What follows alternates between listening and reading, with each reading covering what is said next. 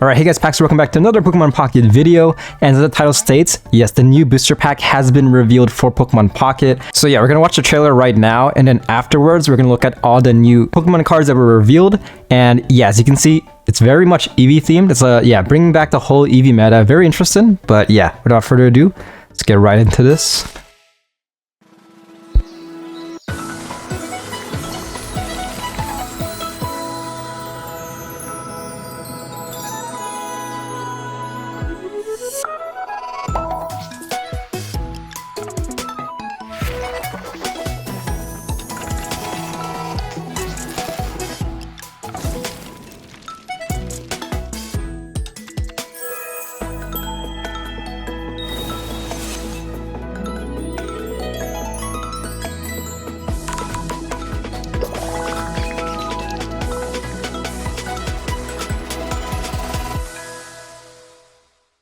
Alright, so that was a trailer.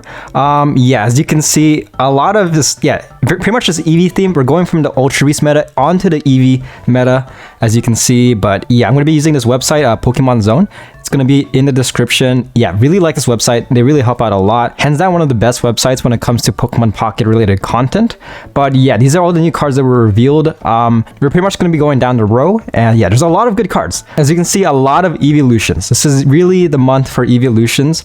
And not even that, there is one card we'll go over later on that is kind of meta changing in my opinion. You're going to see it run a lot in the meta, in a lot of decks, but yeah, let's get right into it. So the first card, the main face of this booster pack, Eevee EX, has an ability, Eevee Evolve. This Pokemon can evolve into any Pokemon that evolves from Eevee if you play from your hand onto this Pokemon. This Pokemon can't evolve during your first turn or the turn you play it.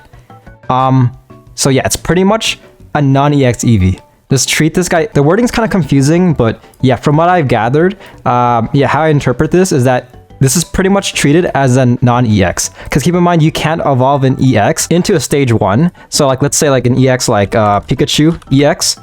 Pikachu EX can't evolve into Raichu. Just keep that in mind. This guy you can't evolve, but however for this guy, you can. You can evolve this to any Eevee you want. Like on paper, like I don't see how this is useful. Like at this point, you might as well just run like the non-EX version. Because for one thing, this guy could be a liability since it is an EX. But yeah, there has to be something paired with this, like probably like a supporter, like a card that kind of helps with this, like having that EX kind of like, I don't know, you could get like an EX boost if you evolve from Eevee EX or something like that. Because otherwise, yeah, it's not that good, man. Bite does 30 damage, sure. That's good, I guess. But like looking at all the other Eevees, I guess they do somewhat, yeah, continuous damage. Like, yeah, damage isn't really that. I mean, it's okay, 20 damage, that's pretty good. But I feel like for Eevee EX, like usually in battles, you aren't really attacking with Eevee. And at 30 damage isn't really worth the EX title, in my opinion. Like, it has 90 HP, but like, yeah, so I'm pretty sure they're gonna pair like a card with this. Like, there has to be a card that has good synergy with this EX version. Otherwise, like, what's the point? If anything, it's just a collector item. Next card, Flareon EX. Ability Combust. Once during your turn, you may attach a fire energy from your discard pile to this Pokemon. If you do 20 damage to this Pokemon. Okay, interesting. So his attack, Fire Spin, 130 damage. Discard 2 fire energy from this Pokemon.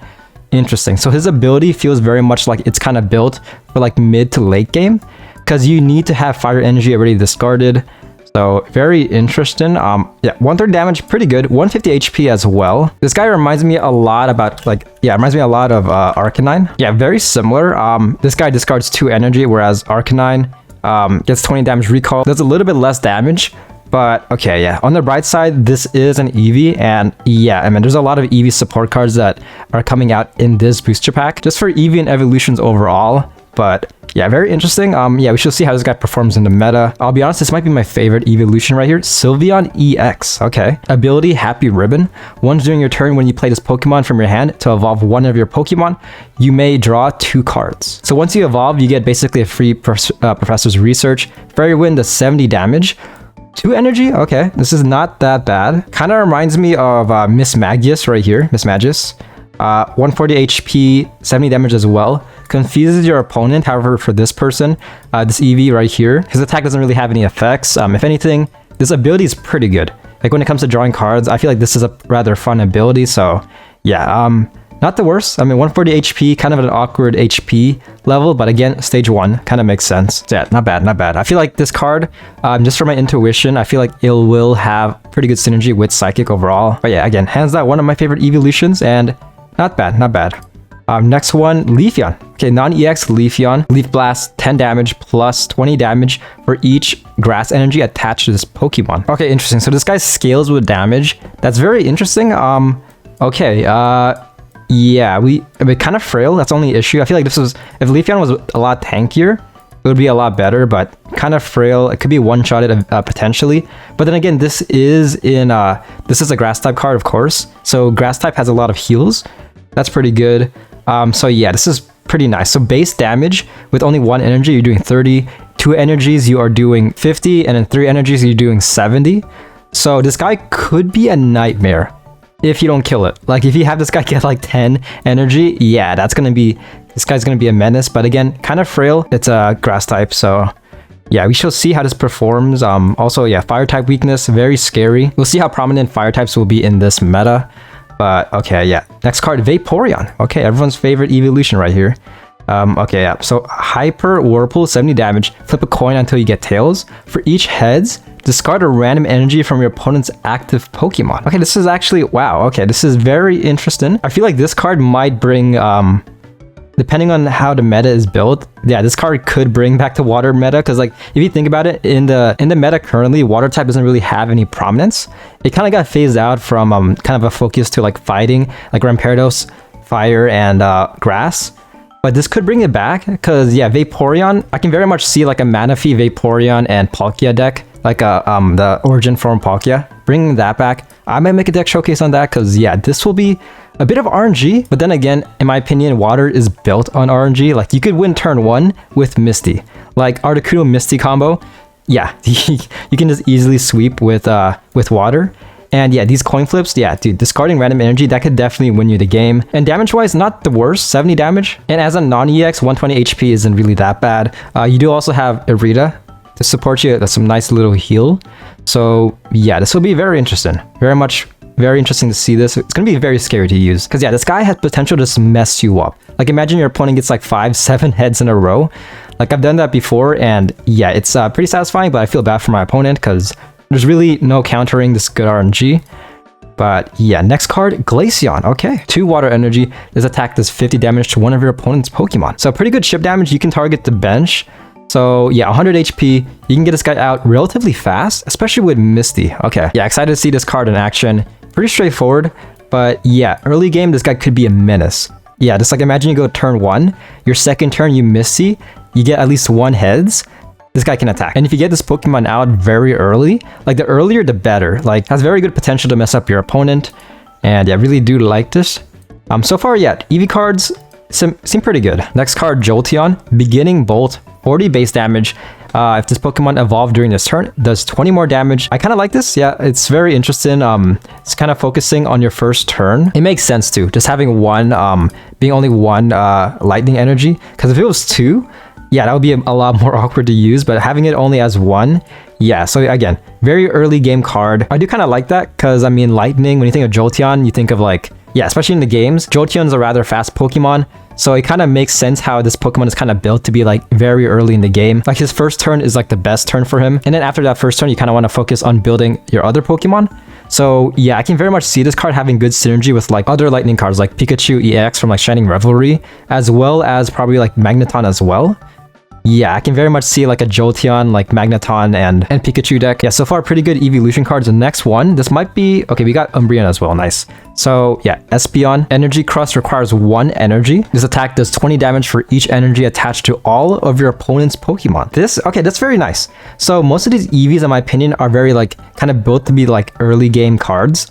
This Espeon feels like she's built to be like end game. Because yeah, I feel like for this card, you want your opponent to get built as much as possible. Yeah, with that being said, it really depends on the deck you're using. Because let's say your opponent has like is using like a Type Null and Rampardos deck. Type Null and Rampardos to get fully built is a total of 3 energy. And against Espeon, Espeon is only doing 60 damage. So yeah, you kind of want to go like against like very bulky decks. So I feel like this card is very situational. In my opinion, it might be the worst evolution so far, in my opinion, because yeah, it's very, I feel like in some games this card will be utterly useless. Like if you go against one Darkrai and one Giratina EX, they have a combined total of 7 energy, meaning that you're only doing 140 damage, and once you kill one of them, let's say you kill the Darkrai, you are doing 80 damage to that Giratina. Because yeah, you lose damage because of KOing your Pokemon. And on top of that, Giratina can just one-shot this Pokemon. So yeah, I feel like this card won't really see much play. Again, it really depends. I mean, if they add a card that requires like, I don't know, like 10 energy, then yeah, it might be a menace. And again, if you go against like something like Charizard EX from Shining Revelry, you're doing 100 damage, which I mean is still a lot, but then again, I mean Charizard can just one-shot this guy next turn. So yeah, next evolution, Umbreon. Attack Dark Binding only requires 1 energy. If the defending Pokemon is a basic Pokemon, it can't attack during your opponent's next turn. So yeah, this card kind of shuts down a lot of basic EX/non-EX decks. Because yeah, if you think of like Darkrai and Giratina, this card essentially shuts them down. Kind of acting kind of like an Oricorio, but only requiring 1 energy. So that's like the huge plus side. Doing a little bit less damage, but yeah, this is also a lot more HP. But yeah, I feel like this card has potential to be very good depending on the, yeah, we'll see next month. But yeah, depending on the support cards and stuff, yes, this card has potential of like shutting down a lot of decks. On paper it does sound good, but at the same time, like it says defending Pokemon, so yeah, this only applies to the Pokemon that this card attacks. So let's say your next turn your opponent switches out that Pokemon can attack this Pokemon. So yeah, without reading this, like it sounds good, but with this portion, like if this portion didn't exist and it was like all your opponent's basic Pokemon can attack, yeah, that would be huge. Because keep in mind, this is my deck that I made right here, Buzzwold EX, all basics. At first I thought this card hard countered that deck, but looking back at it, not really, because yeah, the one thing about the Buzzwole deck is that it's very good at retreating because of Celesteela. So yeah, you can easily just retreat if Kartana or like Pheromosa gets attacked, or even Buzzwole. It really depends on the matchup, but yeah, this card, we shall see. We shall see how it performs. Overall, as of right now, first impressions, I don't think it's going to be that good. Like, it could have been better. Again, if they just changed this to be all basic Pokemon, it completely shuts down this. But aside from that, this is a decent card, I guess. Next card, Swirlix. Let me close some tabs. Swirlix, Sweet's Relay does 10 base damage. If one of your Pokemon use Sweet Relay during your last turn, this attack does 20 more damage. Sure, it's pretty good. It is a basic, so keep that in mind. Yeah, we shall see what the stage 1 entails. So yeah, enough said about that. Next one, Milcery? Yeah, Sweet's Relay, interesting. So same ability. Okay, so bit of synergy, pretty cool. Yeah, if one of your opponent used Sweet Relay during your last turn, same thing. Same effect. I'll be honest, I don't know the correlation between these Pokemon aside from being Sweet's theme, but pretty cool. It reminds me of Whole Cake from One Piece, yes. So, okay, Leafeon. Okay, we already looked at Leafeon, but this art, second full art for Leafeon.